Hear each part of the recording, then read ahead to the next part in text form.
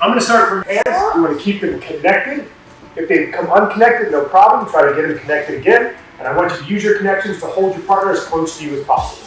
So no matter where you go, you stay connected to your partner, whether you're on your back, or seated. Stay connected to your partner, keeping them as close to you as you can. There's going to be no way for the bottom player to win this game. You're just going to play connected. Top player's job is to separate by putting both their hands on their partner's chest and pushing away. If they're able to put their hands to the chest and get my grips to open, they win the game. So both hands have to be on the player, and there must be separation. Now, our center focus is going to be around what our arms and our legs are doing as it relates to our task. The ability to do something is not just the skill itself, but the physical requirements of the task. But now, we're going to give the bottom player a win condition, and we're going to change the position slightly. So the feet are going to be the same, inside, and just as before, we're trying to keep them inside or touching. For your upper body, we're going to switch between two different connections. Head and arm connections, and then both hands connected around the shoulders. Same thing, form your grip however you like. Now, while keeping your hands connected, you're going to try to make your partner touch the mat. A couple things that we need to consider. So one, size and strength matter. There's a reason why this is a weight class sport.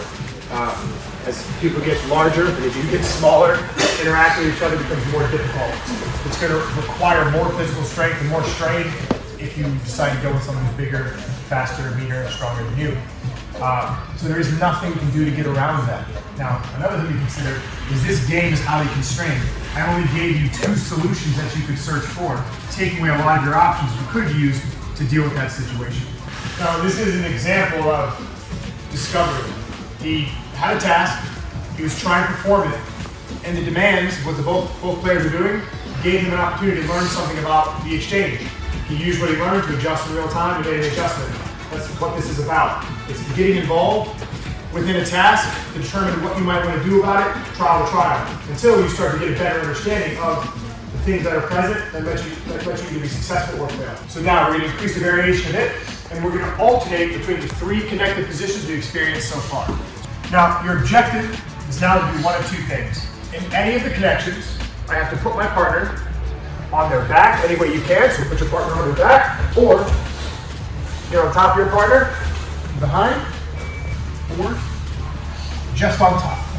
What we really just did was use our arms to grab bodies, right? We just happen to want to do it around the shoulders.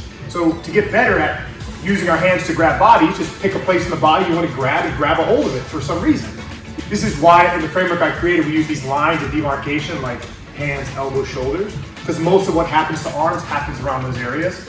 The reason we talk about center mass as being the hips, chest, shoulders, and back is because most of what happens to the center mass is in those areas. So if we focus our attention on those areas, do things in those areas, we get the effects we're looking for. What we're going to try to accomplish as the bottom player is we're going to try to get the top player to touch the mat. Now, our grip focus for getting them to touch their mat, we're going to focus on the big obvious points. Our partner's wrists, our partner's elbows, and our partner's hand. Now, we can interact with these points in any combination. It doesn't matter. Top players, you have one goal. Your job is to connect your hands around your partner and put them on their back.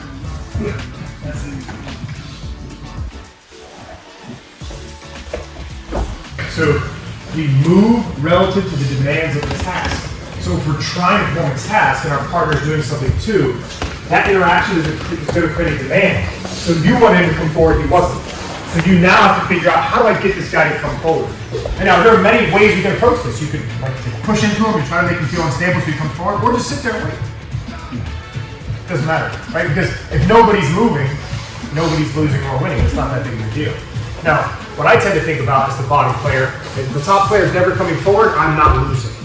So I'm always relaxed about it. Hands, anywhere, but we're trying to cause posting. No matter where we are, we're trying to cause posting. So we can get our hands connected. Now once we do, now we're trying to reach our objective. Get behind, get on top, we'll put them on their back. Top player has two ways to win. Lock their hands, put you on your back, or go around your legs and put you on your back.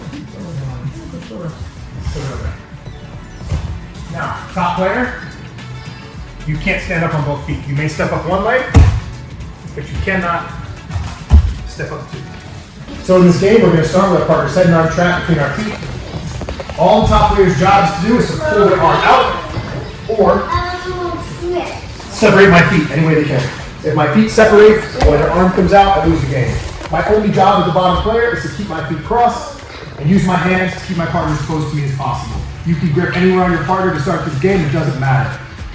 However, what you can't do is, as you guys know, you cannot lock your foot into the bend of your knee on any side. You can only cross your ankles and move them around. You cannot lock into the bend of your knees. So in order to get the arm and arm wrestle area to happen, we have to keep the arms separated. The head and arm become capturable when the arms don't go near each other. So we're going to start with a grip that allows us to do that. Now, with your connections, you have two goals. So keep our partner down, keep the arms separated, and try and get the head and arm captured together. If you're able to accomplish that task, you win the game. Top player, your job is to put both your hands on your partner's chest and free yourself from the overhook connection. So even if you're pressing, if the arm's still stuck, we're still fighting. You must get both your hands on your partner's chest to win the game. By acting like the thing you want to become, you eventually become that thing that you're acting like. Fake it till you make it. That's a real thing, you know? Like in cognitive behavioral therapy, that's sort of what they get you to do. They actually say that if something makes you giggle at yourself because it feels silly, keep thinking that thought because it's having an effect on you. And be the thing you want to be, you know? While watching competitors be really aggressive and motivate you and act like them, you know? Don't hurt your partners. I'm not suggesting that, okay? I'm not suggesting that. So you can take these ideas with your experience and practice and hopefully inspire yourself to design your own or how to better engage with your coach is asking you to do. You know? All right, let you guys go. Thank you guys so much for having me. I really appreciate it.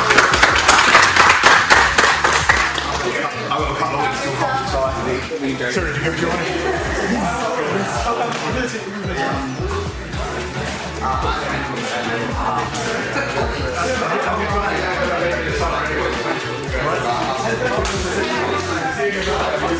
What?